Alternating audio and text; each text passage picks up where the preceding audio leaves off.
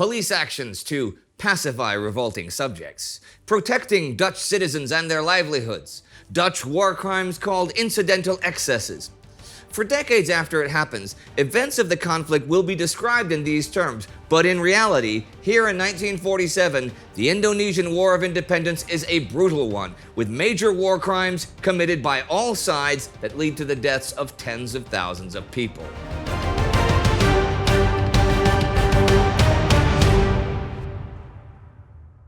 Welcome to the Indonesian War of Independence, a TimeGhost miniseries that follows that struggle year by year from 1945 to 1949. I'm Indy Neidell.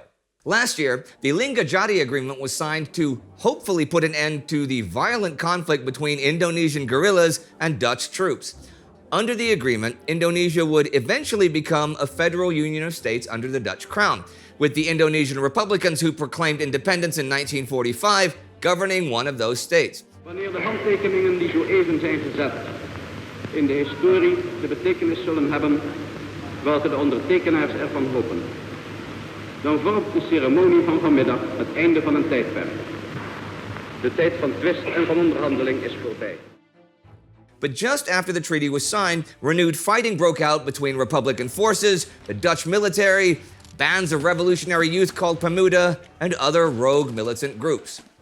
Up until now, that fighting has mainly been limited to guerrilla and counter-guerrilla actions. The Dutch, led by Lieutenant Governor General Huib van Mook, cracked down on any resistance with brute force, which they're actually accustomed to doing from when they were still colonizing the region. The Dutch East Indies, Indonesia, have been described as a state of violence. The nature of this Dutch attempt to restore their rule is imperialist, aggressive, and racist. But only some of its actions are officially acknowledged by the Dutch government, and many will later conveniently be framed and defended as excesses. Perhaps the most notorious of these is the South Sulawesi campaign of Raymond Westerling. In South Sulawesi, where the local populace has always been loyal to the Dutch, Dutch forces now face ambushes by the Pemuda on several occasions. These Sulawesi resistance movements, reinforced by fighters from Java, also target Dutch Indonesians, people loyal to the Dutch crown, or Indo-Chinese communities, all in the name of fighting for Indonesian independence. Faced with a serious local crisis, the Dutch commander there, Colonel H.J. de Vries, asks High Command to restore order. They send the Depot Special Forces, the DST, under command of the young Captain Raymond Pierre Westerling, aka the Turk. He is of Turkish descent.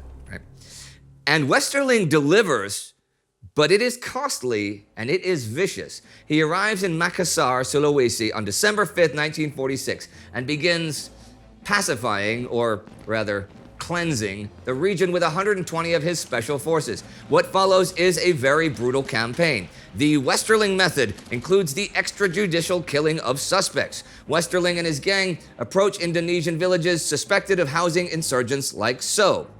They round up the populations, interrogate villagers to find out if any are named on their suspect lists, and if they are executed on the spot.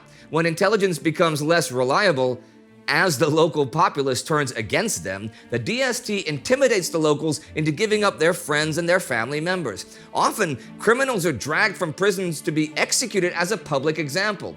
To keep the peace, Westerling installs new local puppet leadership and hires police forces personally loyal to him.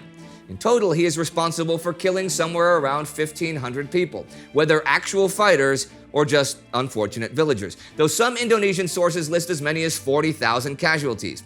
He does this over a period of around 6 months, after which he is recommended for a decoration, which he does not actually receive. And while the Dutch do open an official inquiry, his actions are widely considered to be justified back home, and he is not held accountable. And he does succeed in reestablishing order in South Sulawesi.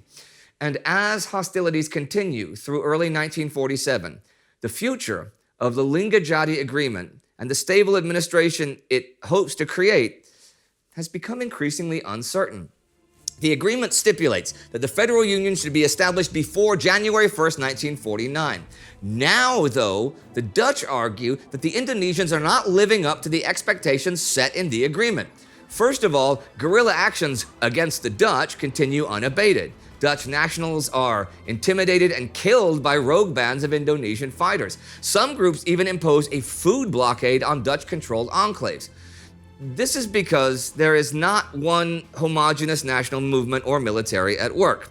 Loosely organized groups each have their own agendas, which often conflict with that of the Republican government. And the Dutch don't trust the Republican government with administering Indonesia without putting Dutch lives or Dutch economic interests at risk.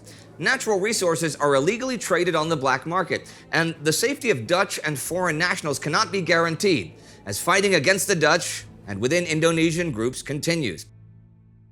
On July 21st, 1947, the Dutch launch Operation Product, which they refer to as police actions. This is the first major Dutch offensive of the Indonesian Revolution and is designed to recapture Republican-held areas in Java and Sumatra. As its name suggests, the Dutch rely heavily on Indonesian produce to keep their war-torn European economy afloat and to support their efforts here. The operation focuses on securing commercial plantations and natural resources. Another objective is to force the Indonesian Republicans to accept a more Netherlands-favorable version of the Lingadjatti Agreement by weakening the Indonesian Republican position. The Dutch mobilize over 100,000 men from Dutch enclaves throughout Indonesia. They are considerably well armed and trained and enjoy the support of a small air force and elite special forces. Though the Indonesian National Army has 110,000 men on Java alone, in addition to those on Sumatra and the thousands of irregular forces, that army lacks structure, arms, and ammunition. Dutch Chief of Staff of the Dutch East Indies Army, Lieutenant General Simon Spoor, is convinced that they will disintegrate when facing a strong enemy. The Dutch strategic plan mimics old colonial strategies. A quick offensive thrust should capture Republican strongholds and seize their local leadership before they can go underground to lead a guerrilla war of attrition. The second phase of the plan is to then pacify the territory taken. The enemy, with no central command structure, would be easily captured or killed in the field. And as that Dutch spearhead thrust rushes in to take Republican strongpoints, their plan seems to be working. The Dutch encounter barely any organized resistance from the Indonesian army, who are completely overwhelmed by the attack. And while the bulk of the Dutch spearhead makes its way through Republican territory, Dutch Marines capture key infrastructure locations. One Indonesian leader cynically remarks of the operation that the Dutch staff is touring through Java. The Dutch mop up resistance, or in their own words, cleanse the area of rebel elements. Large parts of Java and some of East and North Sumatra are recaptured. Dutch losses are minimal, with 76 dead, while the Indonesians suffer anywhere between 1,500 and 3,000. So, the main objectives of Operation Product, reduce Republican influence in Java and restore control over economic assets, seem to be accomplished, right? Well, yes and no. Sure, the Dutch have reasserted their power and their military might and safeguarded their economic interests, but the Indonesian Republic still exists, and it still opposes the Dutch claim on the East Indies despite military losses. Spoor immediately suggests new operations to his bosses in The Hague to capture the Javan city of Yogyakarta, the capital of the Indonesian Republic. The Dutch government decides against this, though, as waging a colonial war might look bad on the international stage. But things already do.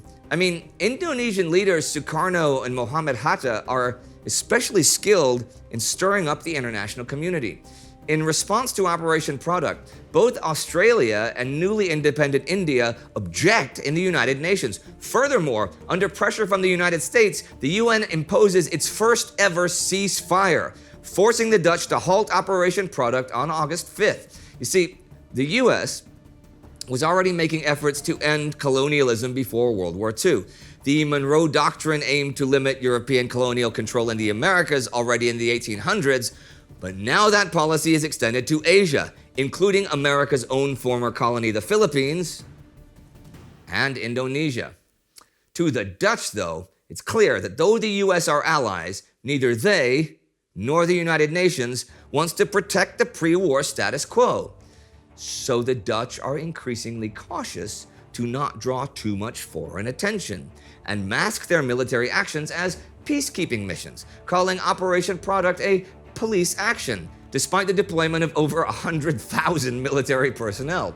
Furthermore, the Dutch often refer to their atrocities as excesses or excessive violence. Historian Peter Romein will point out that this assumes that these were the exceptions to an otherwise legitimate war, and indeed, those words are used to describe the worst cases, like the South Sulawesi massacre, suggesting that this is indeed an exception to the rule. However, this is false. These excesses occur systematically and structurally. One Dutch officer describes how the Dutch armed forces were acting even more ruthlessly than the German army had performed during the occupation of the Netherlands. And the soldiers are mostly inexperienced, since the Dutch army didn't exist during World War II. Many learned on the job, being told to shoot before you are shot at and don't trust anyone black. Ideas of racism were embedded within their culture, along with a superior, exceptionalist picture of the Netherlands, believing that the Indies were rightfully theirs. That being said, those prejudices are often challenged upon arrival. One soldier writes in his diary, "They also have their religion, their longing for love, their struggle for existence, and their feelings for art. They are people just like us, with the same human inclinations and needs." Although others see their prejudices confirmed in their enemy, with one Dutchman stating how the average Republican TNI, Army, soldier is a robber, a bandit, a murderer of extreme cowardice, obsessed with power, an egotist without higher ideals, and a bloody scourge for the poor Javanese people that receives this freedom out of their hands. Well, racial bias undoubtedly results in atrocities. One journalist observes that the prisoners were mistreated in disturbing ways and tortured. Most were slain. Some had their genitals cut off. Corpses were thrown into the river. Afterwards, these tough guys invaded various small villages called kampongs and set these on fire. This is called enforcing discipline. Many Dutch soldiers justify their behavior by stating that they are simply following orders, while others see their war crimes as collateral damage in a brutal guerrilla war. There's nothing as dirty as war. You can't understand it if you've not been there. If we were searching for extremists, you just stuck the barrel of your gun around the corner and shot. And occasionally you might shoot the wrong one. Nothing you can do about it. It just happens. But it's not all accidents. There are many verified and documented instances of war crimes and atrocities committed by the Dutch. There are accounts of torture, killings of POWs, and mass murder, like the ones Lieutenant Paul Messing writes about in his memoirs. Suddenly the truck stopped, and before we realized what was going on, the tailgate was opened and some dozen Indonesians were shoved off. Fire was opened immediately. From all sides, hit, wounded, and executed natives fell into the irrigation canal. It was a horrible scene. Our own losses, 1 dead, 2 wounded. Enemy losses, some 160 dead, no prisoners, no wounded.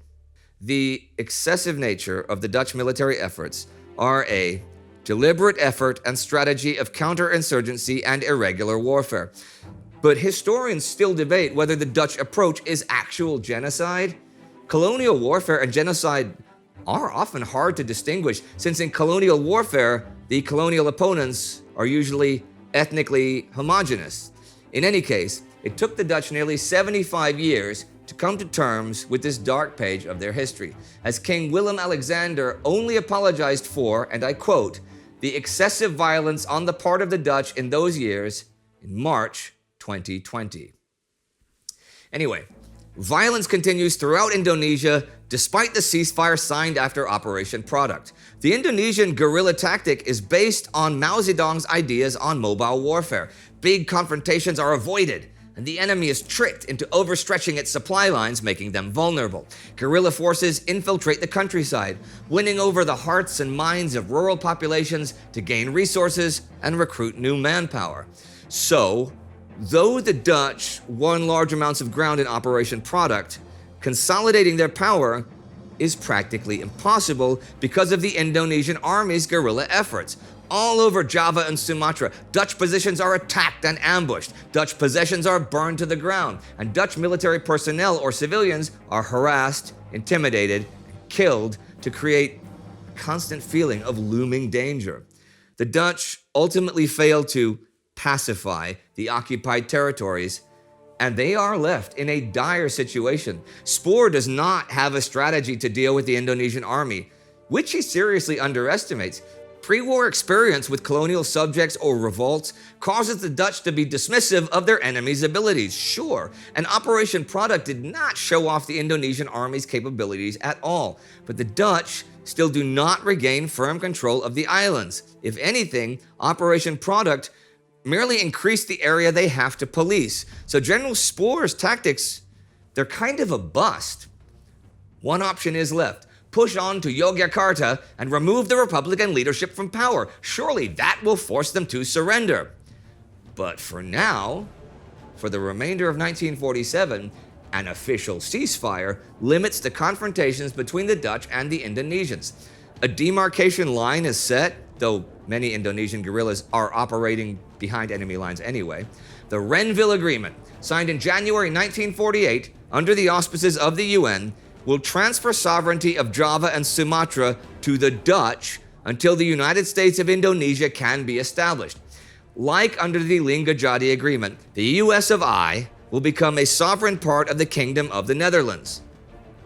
Unsurprisingly, the agreement leaves much to be desired and will soon ratchet up the frustration to previously unexperienced levels on both sides.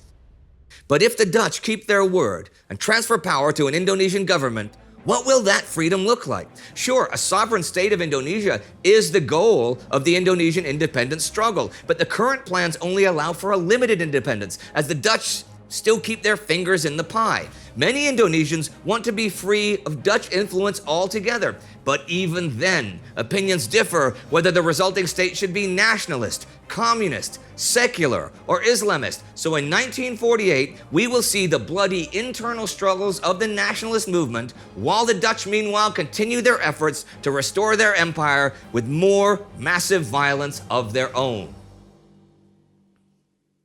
Now, if you'd like to see how Mao Zedong fought Chiang Kai-shek, developing his ideas on guerrilla tactics and mobile warfare, we made a Between Two Wars episode about that, which you can watch right here. Our TimeGhost Army member of the week is Ben Ivy. Thanks to Ben, we are able to make miniseries like this one happen. So be like Ben and join the TimeGhost Army at patreon.com or timeghost.tv. Subscribe, ring the bell. See you next time.